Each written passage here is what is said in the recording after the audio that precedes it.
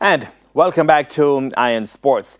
Jamaica missed out on the opportunity to host the 2019 IAAF World Relays after failing to provide the necessary finances to take on the two-day relay carnival, which was also passed by the Bahamian government. Now, Minister of Sports Olivia Grange sought to clear the air on the challenges which presented themselves as well as the future of the country's national stadium. She sat down recently with our very own Ken Rayner.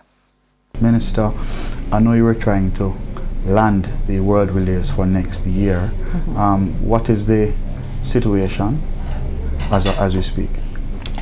Okay, the situation in relation to the World Relays for 2019 is that I've been in constant touch with the president of the IAAF, Lord Sebastian Coe, and we have been having a discussion for some time now about Jamaica hosting the World Relays sometime in the future.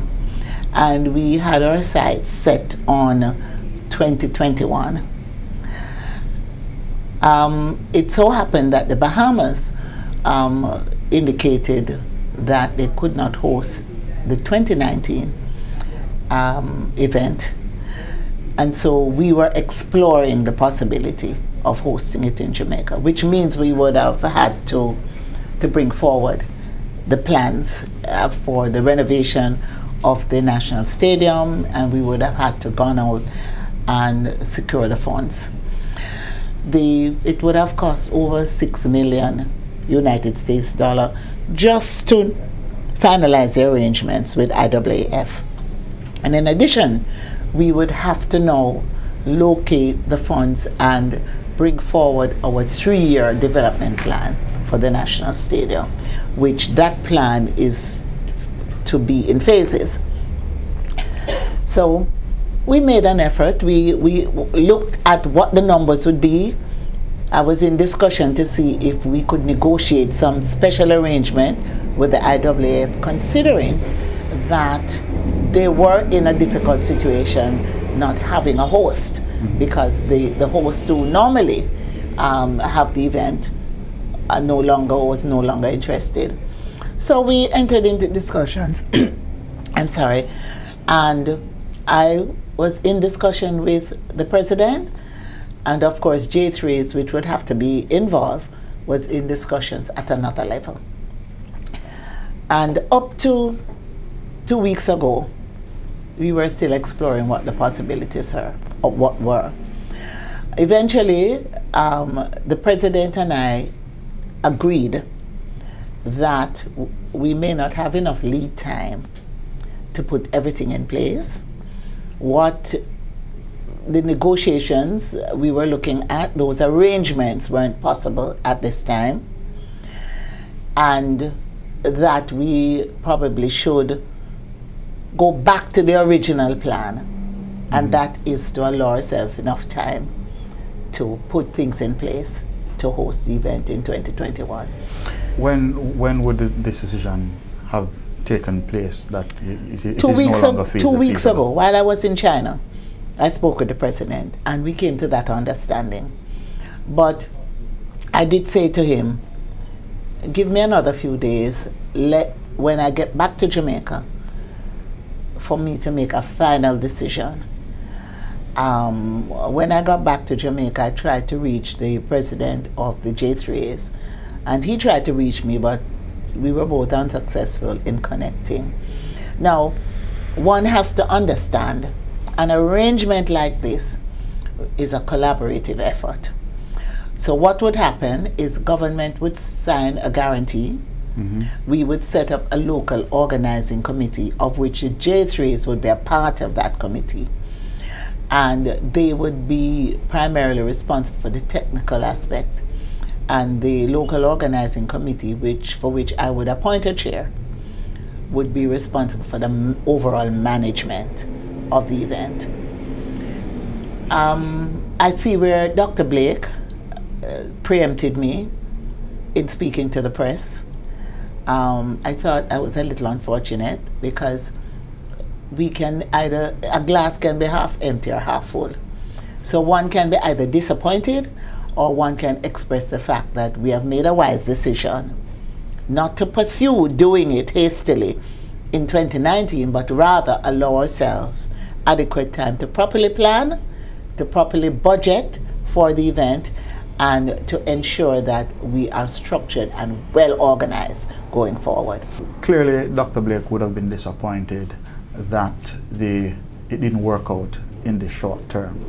How likely is it that Jamaica will now have to go up against other countries in NACAC or elsewhere for the 2021 hosting rights? Well, first I want to respond to this term disappointed. I'm not disappointed, and Dr. Blake should not be disappointed, because we did not plan to do it and then it fell through. We were exploring the possibility of doing it in 2019, but I was very focused on the fact that it was just exploring the possibilities, but that we were going to work towards hosting it in 2021.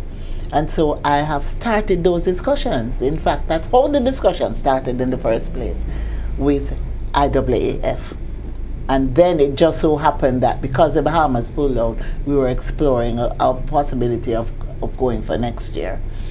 But we are being very realistic, and we're being very professional in how we approach things.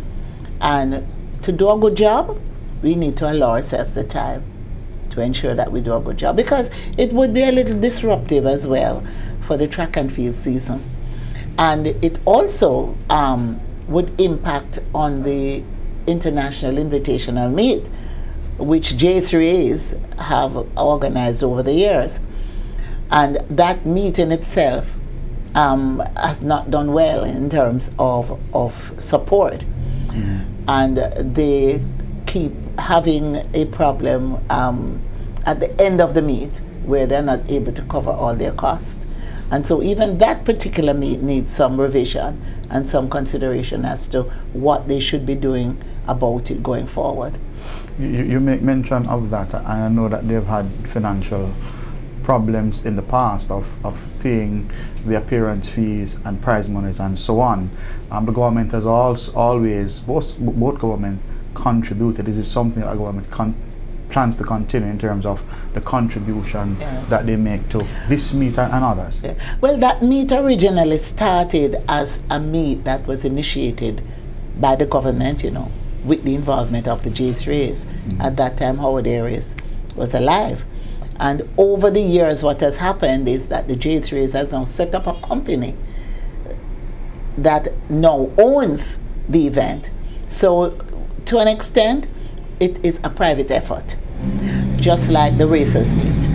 But we will continue to give support to that meet as well as to the racers meet, because we want to encourage the track and fields development in the country. And we are interested in sports tourism, and that's part of the calendar of activities for sports tourism. You made mention of the 3-year plan for the national stadium in particular, but when last we spoke while you were overseas by phone, you did indicate that in a matter of weeks when you returned, you hoped that to get sign-off on the work to start on the Stadium East track. What's the state of that? Yes, we are in the process of getting the sign-off on work to begin. We're far advanced in that.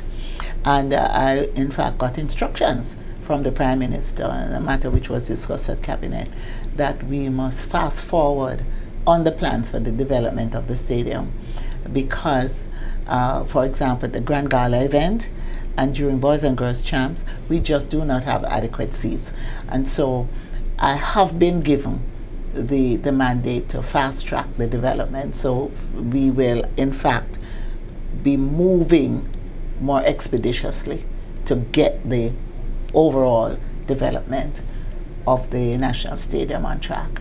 All right, so you did hope for work to start, having gotten the financial backing from the Ministry of Finance on Stadium East. How does that now pan out with the advancement of the stadium itself? Well, of course, we are going to be proceeding with the Stadium East track. but we are also now expediting the arrangements for the first phase of the National Stadium. In fact, last week I asked the general manager, because the chairman is overseas, I asked the general manager to provide me with all the details for the first phase. And I know that PIMSEC has now signed off and has in fact provided funding for a consultant to assist in moving it forward. So we're really, really moving ahead with that. All right, so Stadium is pretty much signed off, work to start shortly. This first phase of the National Stadium itself and the redevelopment, figures are talking about and the improved time frames that has been set. I can't give you the details now, but I can give you the details maybe in another week or so when I get the report, an updated report. But what I do know is that the Public Sector Investment Secretariat or committee has signed off on funds. They actually advertised for a consultant, and they have now selected the consultant to assist us in developing the project further. That we will be starting the Stadium East track soon. The track and field season has to be taken into consideration. Based on what those activities are, we will have to work through a schedule. We also we're also looking at, by the way, the unveiling of Shelley-Ann statue.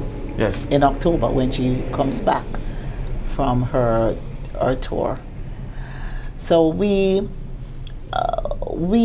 am very happy that things are moving. In another couple of weeks, I can give dates, and I can give you a more fulsome interview. You made mention of the whole factor of sports tourism and entertainment and sport. I know a committee was set up a few years ago to look at just how we can fast track a lot of these things, but we've not been hearing much about it. What's the status of that committee? Is it still working? And where are we in actually starting to benefit from the kind of sports and or sports athletes or facilities that we can start earning? Yes, we are working. In fact, Mr. Fennell is now overseas, and I recently received a photograph with him and the Minister of Sports in Chile. Mr. Fennell is actively looking at sports facilities and to see how we can look at best practices and facilities that work for other countries, and to see how we can take into consideration some of those designs and adapt what we're doing to fit into the template that works best internationally. All right, so that was Karen Rayner speaking with Sports Minister Olivia Grange. We go to a break, and when we come back, we're going to be having lots on karate.